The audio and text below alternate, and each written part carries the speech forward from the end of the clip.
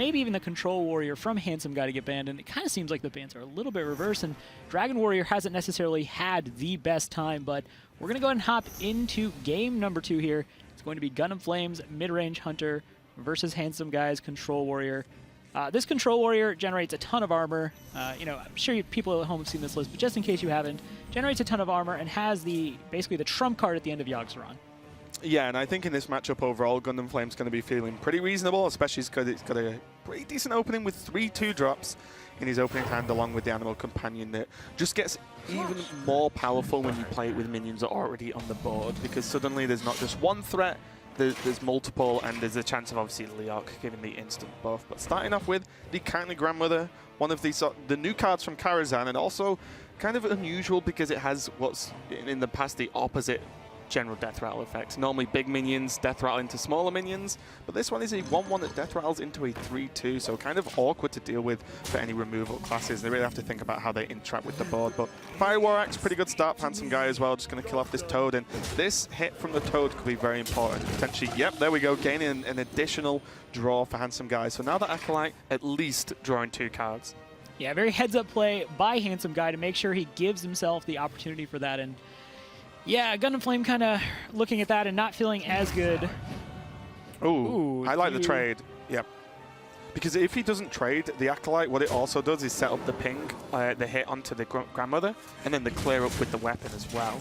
So the trade there from the Huffer was really nice and just keeps the death rattle on board. Makes it, again, just more and more awkward to deal with going forward. Yeah, we see that one copy of the Brave coming down, and that's going to be enough to pretty much stop the offensive, although Deadly Shot, pretty good draw there. Yeah, but even though, you know, Deadly Shot being used on Bloodtooth Brave might even look like a necessity at this point, so GundamFlame is going to go for it and keep the Grandmother alive, but it did pretty much just pull out the Deadly Shot from the deck. It was just on a 4-drop, so any of the sort of bigger threats later on, or even anything that Yogg may generate, is going to be a problem. And wow, okay, that's actually a pretty big deal now. That kind of just needs to be dealt with, because this bow draw on the turn was incredible. The freeze to the Hunter face on the turn he draws the Eagle Horn bow that would have been able to trade into this 2-6 with the Grandmother as well. Actually incredible. GundamFlame probably just has to trade here. Like, you just have to. You have the bow. But gosh, rolling 2 Huffers in a row and trading them both, like, is there no justice in this game? It's okay. The first Huffer kind of traded to face with the War Axe. It did. It did ultimately hit face, but but yeah, that was actually a really good roll for Handsomeguy there, and managed to just delay the bow, and also just having the bow not activated because the double turns as well. All right, can he get that effect twice? On the Acolyte, he does, so that is 2 extra cards basically handed to him by Huge Toad.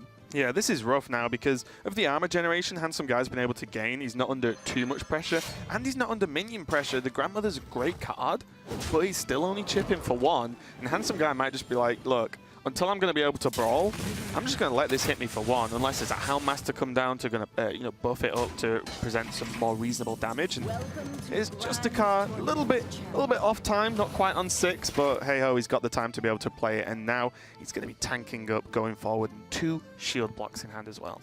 Yeah, if there's one place you basically never want to go as the Hunter player, it's to the Grand Tournament. You usually want to stay away from that place, not friendly to you, but I want to point out the statistic now. That Acolyte of Pain, or those Acolyte of Pains have generated 4 draws and basically soaked 7 points of damage from the 1 hit from the Huffer and then from the bow charge. So we see 2 Call to Wilds in hand for GundamFlame, but honestly, Handsomeguy has to be feeling pretty comfortable still. Yeah, I mean, these Call the Wilds are the saving grace for GundamFlame at the moment. He has been just sort of put in check almost every single turn throughout this game so far, but Call the Wild into Call the Wild's pretty powerful combo. We can see there's only 1 Brawl available, but Revenge and Ghoul as well for Handsomeguy, so there is options to help clear out the second one that we can see so far. But GundamFlame pretty much needs these Call the Wilds to get some work, because if these 2 cards are cleared up, I think that's just going to be game. Well, Handsomeguy, you know, as someone who's coming into this saying this match was going to be easier than yesterday's, who feels supremely confident that he's going for a repeat performance back to the finals, I hope he realizes that those 2 cards could just be both copies of Call of the Wild. I'm sure he'll play around that, but in terms of what GundamFlame has in hand, This is actually just worst case scenario for Handsomeguy, and has to be careful how he used that revenge here, how he uses the brawl, if he chooses to use them, because he would be putting more power on the board. And to your point, that Leok from Call of the Wild can do massive damage as a result. Yeah, and this point now, where Kindly Grandmother was a little bit, not really piling on the pressure early on, now with the Call of the Wild, this is when the damage starts to kick in, because they're awkward to deal with. And now we're going to see Handsomeguy use a ghoul to proc them in preparation for a brawl. But we are now about to see Huffer, Buffer, and Tougher hit the board. Huffer, Buffer, I like that. That is, I have never heard that, and Really? I like that. Is that a little bit of the Euro step here? Like, what is that? I like it. It's just bringing the flair a little bit. Whew. But yeah, it's going to be so much damage, and I actually just think GundamFlame needs to slam Call of the Wild. And guess what, Rob? You should go face. That's a line of play we can all get behind, but I like what Handsomeguy did there, because even before he popped the Kindly Grandmothers, he just generated a bunch of armor. Shield block, tank up, and he's like, okay, I'm on 27 health. Even if Call of the Wild comes down, I can deal with it with the Brawl. I can deal with it with the Revenge if it truly gets low enough, and Revenge sometimes acts like a soft, third and fourth Brawl against a lot of boards, so I do like that play. And what's really nice here is the turn lines up very well for Handsomeguy, and the fact that he can Brawl. And at worst, if Leok or Nisha survive, he has Brawl, and then Bash, Blood to Ica Bash, if they survive. So he can clear the whole board, no matter what happens with the Brawl. Right. And still gain armor from the Bash, which is definitely going to help. Did you want to just more armor? You got more armor. Always. Yeah. Always more armor. I do like the fact, though, that GundamFlame did not play into the Revenge. So he gave himself really one more situation, understanding that he has that second Call of the Wild, to basically get around if there was no Brawl. But yeah, Brawl definitely in there, and going to get tidied up pretty evenly.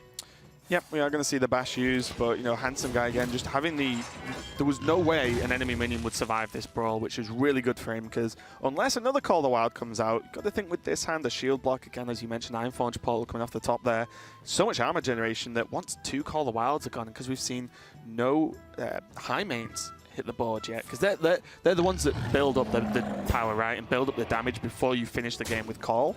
So if these can be dealt with by Handsomeguy, which he is now on 12 health, so the Revenge is going to be huge, especially combined with Blood Ticker, and now a Shield Slam. Could have even used Execute, who cares? Oof, this is a rough spot for GundamFlame to be in, because he was basically, when he made that Call of the Wild, or when he played it, he was like, all right, obviously when I hit face, I got to do damage. The window is closing rapidly, but you're putting him on 12 because of the Leok effect on Huffer, so Revenge is going to come out, and it's just all kinds of worst case scenario. And interestingly, he played the Bat there, and that would have made his board a little bit weaker to a second Brawl, and it obviously plays into the Revenge. But I think he's just kind of at the point where you've been laboring kind of for a bit here, which is, I just got to do the damage. Yeah, you just have to go, because, again, if the first call gets used, the second call is the only thing you can really win up off the game with that Die Wolf in hand. There's just not a lot you can do. If that was a high main, then you can play your turn a little bit differently. Play the high main first, use hero power, and then go into the second call. But just limited choices from GundamFlame. Yeah, both Call of the Wild's gone, and Handsomeguy on 20 HP, with the ability to just inherently gain 4 effective HP per turn. Yeah, okay, so he needs to quick shot into high main to really have a chance here, I feel. Let's see. Right. Needs to be high main. Same response. It's okay. It does some work, because if that was, anything less, to be honest, than a Houndmaster, I guess, you just wouldn't pile enough pressure onto the board. But there's just Gore Howl, Shield Slam, and we saw how comfortable Handsomeguy feels after the call. He used Execute to effectively deal 1 damage as he executed the Leok, just to remove it off the table last turn. So he's feeling very good. Get the Gore Howl down, and now GundamFlame knows that any minion he plays is going to die from the Gore Howl next turn. There's not really anything in the deck that's higher than 6 health, so if you are GundamFlame, though, the only saving grace you kind of have is you realize that Handsomeguy is low on cards, so maybe it just means he's sitting on, I guess, best case scenario for you would be Yogg, maybe a Blood to Ica, or something not like Ironforge Portal, basically, or a second shield block. Yeah, I just feel like the Gore Howl just seals the deal, because, again, look, he has tons of Rhino, which is a great card, but not when your opponent can just kill it and take 2 damage. What's the point? I think he needs to hold on to it.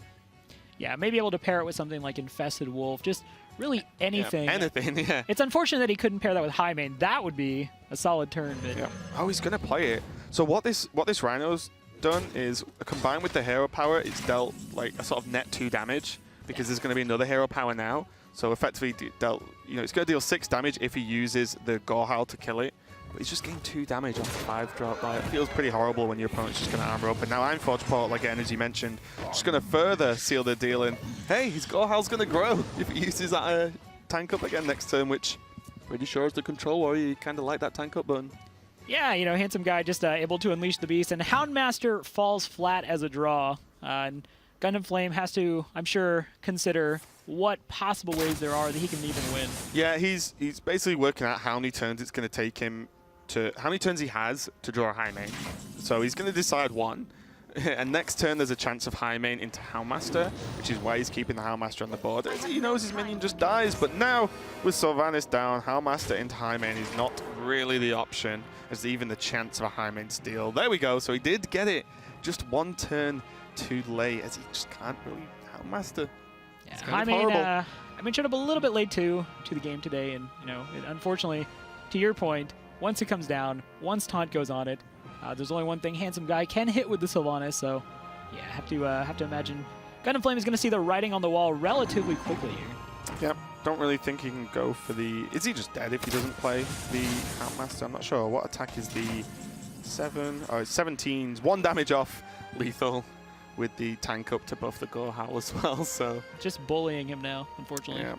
Yeah, I mean, at this point, I think Handsomeguy, without the threat of Call the Wild, the only thing to bear in mind is there's 2 kill commands that haven't been played, so there's a potential 18 damage that can be done with 2 cards next turn from GundamFlame, but there we go. It's just going to be the double slam, hit face, shield slam.